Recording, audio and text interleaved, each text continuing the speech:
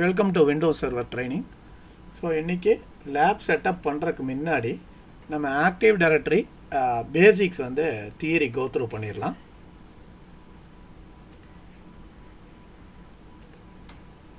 So நார்மலாக நீங்கள் Windows operating சிஸ்டத்தை ரெண்டாக டிவைட் பண்ணிக்கலாம். ஒன்று வந்து கிளைண்ட் ஆப்ரேட்டிங் சிஸ்டம், ஒன்று வந்து சர்வர் ஆப்ரேட்டிங் சிஸ்டம்.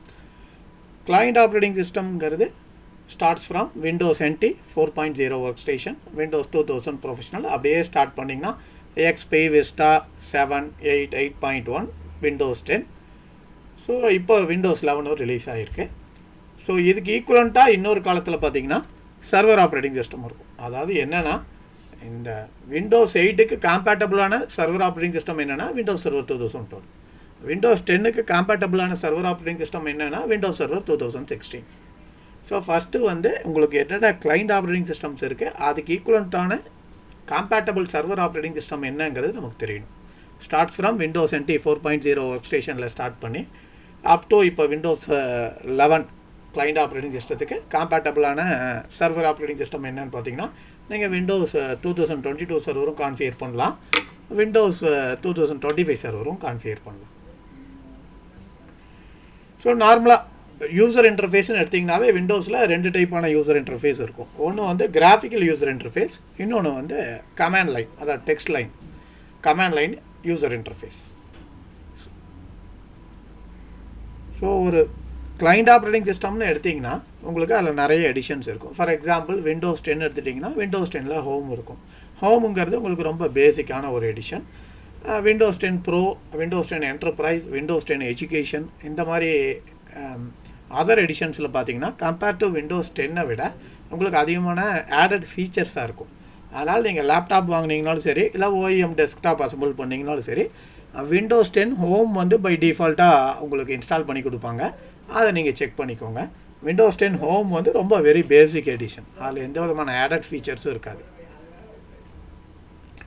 சரி, நார்மலாக நீங்கள் ஒரு ஆப்ரேட்டிங் சிஸ்டம்னு எடுத்துக்கிட்டிங்கனாவே அதை வந்து எப்படி நம்ம அண்டர்ஸ்டாண்ட் பண்ணிக்கலாம்னு பார்த்தீங்கன்னா அதனோட ஆர்கிடெக்சர் என்ன, அதாவது 32 பிட்டா 64 பிட் ஆர்கிடெக்சர் அப்படின்வாங்க.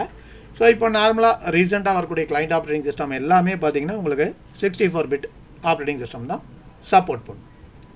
ஸோ இது இன்டெரக்டாக என்ன மீன் பண்ணுது அப்படின்னா உங்களோட கம்ப்யூட்டரில் இருக்கக்கூடிய CPU மெமரி அட்ரஸ் ரெஜிஸ்டரோட பிட் ஹேண்ட்லிங் கெப்பாசிட்டி, அதை தான் இந்த 32 பிட் 64 பிட் சொல்லுது.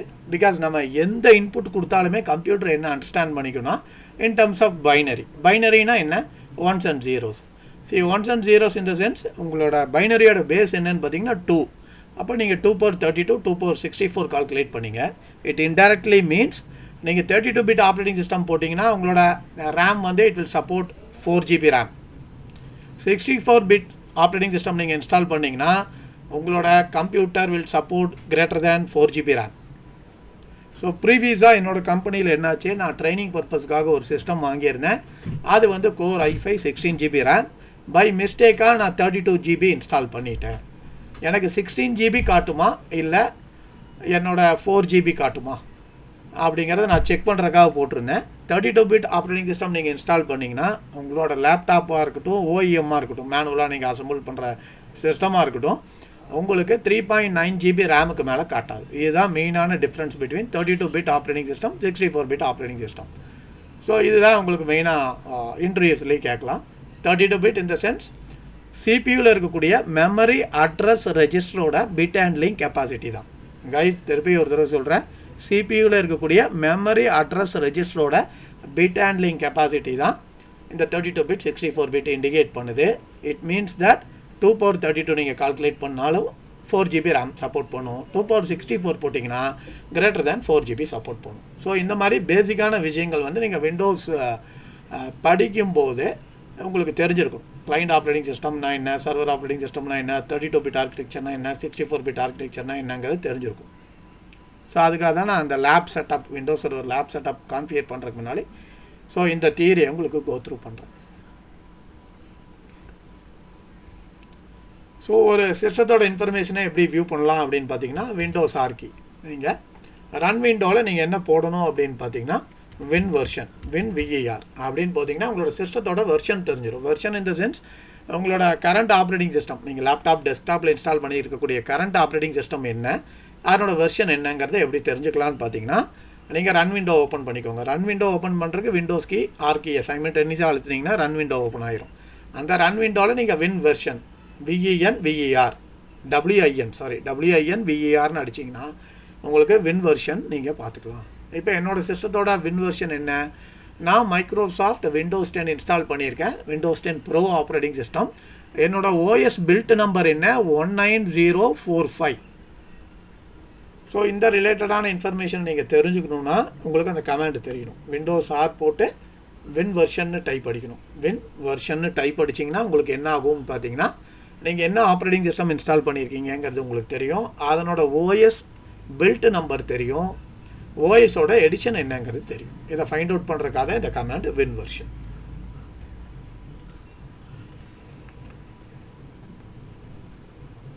ஸோ அதே மாதிரி உங்களோட ப்ராடக்ட் வந்து லைசன்ஸ்டா அப்படிங்கிறதையும் காட்டும். இல்லை நீங்கள் ட்ரையல் வெர்ஷன் போட்டிருந்தீங்கன்னா ட்ரையல் எக்ஸ்பயர்டுங்கிற மாதிரி காட்டும். இந்த ரைட் ஹேண்ட் சைடு கார்னரில் காட்டும் ட்ரையல் எக்ஸ்பயர்டு அப்படின்னு. ஸோ இது ஒரு சிஸ்டம் இன்ஃபர்மேஷனை எப்படி வியூ பண்ணுறது. இல்லாட்டி நீங்கள் விண்டோஸா MS Info 32ன்னு போட்டிங்கனாலுமே உங்களுக்கு என்ன ஆகும் அப்படின்னு பார்த்தீங்கன்னா, உங்களோட ஹார்ட்வேர் இன்ஃபர்மேஷன் ஃபைண்ட் அவுட் ஆகும். நான் இந்த பிபிடியில் வெறும் தியரியாக கோத்ரூ பண்ணாமல் இந்த பிபிடியில் இருக்கக்கூடிய இமேஜஸை ரீப்ரொடியூஸ் பண்ணுறதுக்காக இந்த கமெண்ட்ஸ் அடிக்கிறேன். உங்களோட சிஸ்டம் இன்ஃபர்மேஷனை நீங்கள் கேதர் பண்ணுறது எப்படி, அதுக்கு என்ன கமெண்ட்டு டைப் அடிக்கணும். யாசே ஒரு விண்டோஸ் சர்வர் இன்ஜினியர் நீங்கள் இல்லை ஒரு டெஸ்க்டாப் அட்மினாக இருந்தீங்கன்னா இந்த பேசிக்கான விஷயங்கள் உங்களுக்கு ஆல்ரெடி தெரிஞ்சிருக்கும். இல்லை நீங்கள் ஒரு ஃப்ரெஷர் அப்படின்னா நீங்கள் இந்த விஷயங்களை இந்த என்னோட யூடியூப் சேனல் மூலமாக நீங்கள் லேர்ன் பண்ணிக்கலாம். ஸோ ஒன்ஸ் அகெயின் விண்டோஸார் நான் என்ன அடிக்கிறேன் MS Info 32 அடிச்சிங்கன்னா உங்களோட சிஸ்டம் இன்ஃபர்மேஷன் கேதர் ஆகும். அதில் உங்களுக்கு இன்னும் ஹார்ட்வேர் ரிசோர்ஸஸ் நீங்கள் என்னென்ன devices input output devices connect பண்ணியிருக்கீங்க, மல்டிமீடியா டிஸ்பிளே இன்புட் என்னென்ன இன்புட் அவுட்புட் டிவைஸ் எல்லாமே உங்களுக்கு டோட்டலாக கேதர் ஆகும். ஸோ டிரைவர்ஸ் பார்த்தீங்கன்னா இன்றைக்கி வந்து ப்ரீவியஸாக விண்டோஸ் XPலாம் நான் மேனுவலாக டிரைவர் இன்ஸ்டால் பண்ணியிருக்கேன். ஸோ இப்போ வரக்கூடிய கிளைண்ட் ஆப்ரேட்டிங் சிஸ்டம்ஸ்லாம் பார்த்தீங்கன்னா விண்டோஸ் 10 இருக்கட்டும், விண்டோஸ் 11 இருக்கட்டும், விண்டோஸ் 8.1 இருந்துச்சுன்னா உங்களுக்கு டிரைவர் ப்ராப்ளம் இல்லை. உங்களுக்கு maximum plug and play devices, அதாவது இப்போ நம்ம கனெக்ட் பண்ணக்கூடிய USB டிவைசஸ் எல்லாமே அந்த மாதிரி தான் இருக்குது. ஸோ விண்டோஸ் XP இன்னும் older devices like client operating சிஸ்டத்தில் விண்டோஸ் 95, 98லாம் we need to install separate drivers. So Windows 7 வரைக்கும் அந்த ப்ராப்ளம் இருந்துச்சு.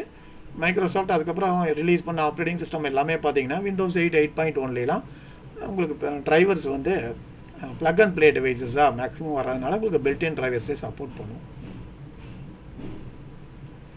ஸோ நார்மலாக நீங்கள் ஒரு கிளைண்ட் ஆப்ரேட்டிங் சிஸ்டம் இன்ஸ்டால் பண்ணணுன்னா ஒரு உங்களுக்கு என்ன ரெக்குயர்மெண்ட்ஸுங்கிறது தெரியணும். இது விண்டோஸ் சிஸ்டம் 10க்கான ஒரு சிஸ்டம் ரெக்குயர்மெண்ட்ஸ். ப்ராசர் 1 GHz இருக்கணும். ரேம் வந்து உங்களுக்கு 1 GB 32 பிட். இப்போ நவடேஸ் எவ்ரிபடி இஸ் இன்ஸ்டாலிங் 64 பிட்டுங்கிறனால நீங்கள் 2 GB இருக்கலாம். ஹார்ட் டிஸ்க் மினிமம் ஸ்பேஸ் என்ன அப்படின்னு பார்த்தீங்கன்னா, நீங்கள் 64 பிட் இன்ஸ்டால் பண்ணிங்கன்னா 20 GB, 32 பிட் இன்ஸ்டால் பண்ணிங்கன்னா 16 GB. Graphics card default one. உங்களுக்கு டிஸ்பிளே பார்த்தீங்கன்னா 800x600 ஸ்டாண்டர்ட் ரெசல்யூஷன். சரி, நீங்கள் க்ளீனாக இன்ஸ்டால் பண்ணணும். How to perform a clean installation of Windows 10 அப்படின்னா, இன்றைக்கி இருக்கக்கூடிய அட்வான்ஸ்டு மெத்தட்ஸில் நீங்கள் என்ன பண்ணலாம், இன்றைக்கி CD DVDலாம் நம்ம யாரும் யூஸ் பண்ணுறதில்ல. அதனால் நீங்கள் either you can go to Windows server evaluation வெப்சைட்லேயே நீங்கள் போய்ட்டு விண்டோஸ் 10 நீங்கள் ISO ஃபைலாக டவுன்லோட் பண்ணிக்கலாம். அதை இமேஜ் ஃபைலாக நீங்கள் எக்ஸ்ட்ராக்ட் பண்ணிவிட்டு என்ன பண்ணலாம், ஒரு தம் டிரைவில் இல்லை பென் டிரைவில் நீங்கள் அதை பூட்டபுளாக மாற்றி நீங்கள் என்ன பண்ணிக்கலாம்னு பார்த்தீங்கன்னா, உங்களுக்கு வேணுங்கிற ஆப்ரேட்டிங் சிஸ்டத்தை நீங்களே பயாஸில் மாற்றிக்கலாம். ஸோ அதில் அப்கமிங் செஷன்ஸில் நான் உங்களுக்கு வாய்ஸ் இன்ஸ்டால் பண்ணி காட்டுவேன். ஸோ இது ஒரு விண்டோஸ் சர்வருக்கான ஒரு ஸ்டார்ட் அப் பேசிக் கிளாஸஸுங்கிறதுனால நம்ம அந்த தியரி ரிலேட்டடான விஷயங்கள் நமக்கு தெரியணும். அது தெரியாமல் நம்ம விண்டோஸ் சர்வர் கிளாஸஸ் ஸ்டார்ட் பண்ணல. அதனால தான் இந்த Windows server client and server operating system ரிலேட்டடான ஒரு என்னென்ன விஷயங்கள் வந்து உங்களுக்கு தெரியணும் நீங்கள் ஒரு விண்டோஸ் சர்வர் இன்ஜினியராக இருக்கணும்னா. ஸோ நார்மலாக உங்களோட விண்டோஸ் செட்டப் பேஜ் எல்லாத்துலேயுமே இதே மாதிரி தான் இருக்கும். நீங்கள் 8, 8.1, 10 பெரிய வித்தியாசம் இருக்காது. லாங்குவேஜ், டைம், கீபோர்ட் 3 விஷயங்கள் நம்ம சேஞ்ச் பண்ணுறோம். ஸோ அடுத்து ரிமோட் டெஸ்க்டாப், ரிமோட் அசிஸ்டன்ஸ், ரெண்டுக்கும் பெரிய வித்தியாசம் இல்லை. ரிமோட் டெஸ்க்டாப் கனெக்ஷனுங்கிறது நான் ஒரு மிஷினை ரிமோட்டில் எடுக்கிறது. ரிமோட் அசிஸ்டன்ஸுங்கிறது என் ஸ்க்ரீனை ஷேர் பண்ணி என்னோடய ஜூனியர் அட்மின் இருந்தாருன்னா அவருக்கு சொல்லிக் கொடுக்கும்போது நான் ரிமோட் அசிஸ்டன்ஸ் பண்ணுவேன். ரிமோட் டெஸ்க்டாப் கனெக்ஷன் நான் ஏதாவது ட்ரபிள் ஷூட்டிங் பண்ணோம் அப்படின்னா அந்த பர்டிகுலர் பிசியை நான் ரிமோட்டில் எடுத்து அந்த இஷ்யூவை சால்வ் பண்ணிடுவேன். இதுதான் ரிமோட் டெஸ்க்டாப் கனெக்ஷனுக்கும் ரிமோட் அசிஸ்டன்ஸுக்கும் உள்ள வித்தியாசம். ஸோ ஓவர்வியூ ஆஃப் ரிமோட் டெஸ்க்டாப்னு நீங்கள் எடுத்துட்டிங்கனாவே விண்டோஸை பொறுத்த வரைக்கும் என்ன அப்படின்னு பார்த்தீங்கன்னா this the default connectivity. So அதே மாதிரி இந்த ரிமோட் டெஸ்க்டாப்புக்கான போர்ட் நம்பர் வந்து நீங்கள் ஒரு விண்டோஸ் சர்வர் இன்ஜினியர்லாம் உங்களுக்கு தெரிஞ்சிருக்கணும். 3389 இது வந்து உங்களுக்கு இன்டர்வியூஸில் கேட்பாங்க. What is the default RDB port number 3389. So Windows 10 விட இப்போ அப்டேட்டட் ஆப்ரேட்டிங் சிஸ்டம் வந்திருக்கு. பட் இந்த ப்ரெசன்டேஷனில் அப் டு விண்டோஸ் 10 வரைக்கும் தான் நான் அப்டேட் பண்ணியிருக்கேன். அதனால் உங்களுக்கு என்னென்ன விஷயங்கள் நமக்கு மெயினாக தெரியணும் அப்படின்னு பார்த்தீங்கன்னா, நீங்கள் விண்டோஸ் சர்வர் லேர்ன் பண்ணுறதுக்கு முன்னாடி உங்களுக்கு என்னென்ன compatible client and server operating system தெரியணும், என்னென்ன யூசர் இன்டர்ஃபேஸ் இருக்குதுன்னு விண்டோஸில் தெரியணும். இதான் உங்களுக்கு இந்த காலம் தான் உங்களுக்கு கிளியராக இண்டிகேட் பண்ணும் என்னென்ன client and server operating system compatibility அது உங்களுக்கு தெரியணும். யூசர் இன்டர்ஃபேஸ் தெரியணும், என்ன டைப்ஸ் ஆஃப் யூசர் இன்டர்ஃபேஸ் இருக்குது. அதுக்கு அடுத்தது வந்து உங்களுக்கு விண்டோஸில் என்னென்ன எடிஷன்ஸ் இருக்குது, அதில் உங்களுக்கு 32 பிட் ஆப்ரேட்டிங் சிஸ்டம்னா என்ன, ஆர்கிடெக்சர்னா என்ன, 64 பிட் ஆர்கிடெக்சர் தெரியணும். எப்படி உங்களோட சிஸ்டம் இன்ஃபர்மேஷனை வியூ பண்ணுறதுங்கிறதுக்கான பேசிக்கான கமெண்ட்ஸ் உங்களுக்கு தெரியணும். வென் வெர்ஷனும் MS Info 32வும் உங்களுக்கு தெரியணும்.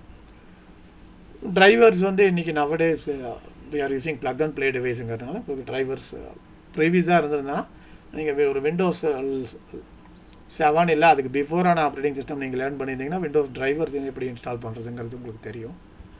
ஸோ பேசிக்காக ஒரு Windows client operating system, not only Windows 10, ஒரு கிளைண்ட் ஆப்ரேட்டிங் சிஸ்டம் இன்ஸ்டால் பண்ணணுன்னா என்னென்ன பேசிக் ரெக்குயர்மெண்ட்ஸ். ஸோ விண்டோஸ் என்னென்ன மெத்தடில் நீங்கள் ஒரு கிளைண்ட் ஆப்ரேட்டிங் சிஸ்டத்தை இன்ஸ்டால் பண்ணலாம். ஸோ நார்மலாக ஒரு விண்டோஸ் செட்டப் பேஜ் எப்படி இருக்கும். ஸோ RDBனா என்ன, ரிமோட் டெஸ்க்டாப்னா என்ன, ரிமோட் அசிஸ்டன்ஸ்னா என்ன, இது ரெண்டுக்குள்ள வித்தியாசங்கள் நமக்கு தெரியணும். ரிமோட் டெஸ்க்டாப் கனெக்ஷனுங்கிறது நான் ரிமோட்டில் ஒரு பிசியை கனெக்ட் பண்ணி அதில் இருக்கிற ப்ராப்ளத்தை சால்வ் பண்ணுறது. ரிமோட் அசிஸ்டன்ஸுங்கிறது நான் என்னோடய ஸ்க்ரீனை ஷேர் பண்ணி எனக்கு கீழே ஒருத்தர் ஜூனியர் அட்மினாக இருப்பார், அவரால் ஒரு ப்ராப்ளம் சால்வ் பண்ண முடியாமல் இருக்கும், என்னோடய ஸ்க்ரீனை ஷேர் பண்ணி அவருக்கு அசிஸ்ட் பண்ணுவேன். அதுதான் ரிமோட் டெஸ்க்டாப் கனெக்ஷனுக்கும் ரிமோட் அசிஸ்டன்ஸுக்கு உள்ள வித்தியாசம். ரிமோட் டெஸ்க்டாப் கனெக்ஷனோட போர்ட் நம்பர் நமக்கு தெரியணும். நம்ம ஒரு விண்டோஸ் லேர்ன் பண்ணிக்கிறோம், விண்டோஸ் சர்வர் லேர்ன் பண்ணுறோன்னா RDB default RDB port number 3389. So இதுதான் உங்களுக்கு Windows client and server operating system ரிலேட்டடான ஒரு இன்ட்ரடக்ஷன் பிஃபோர் நம்ம க்ளவுடில் லேப் ஸ்டார்ட் பண்ணுறதுக்கு முன்னாடி. ஸோ இதுதான் ஒரு சின்ன இன்ட்ரொடக்ஷன் செஷன். தேங்க்யூ.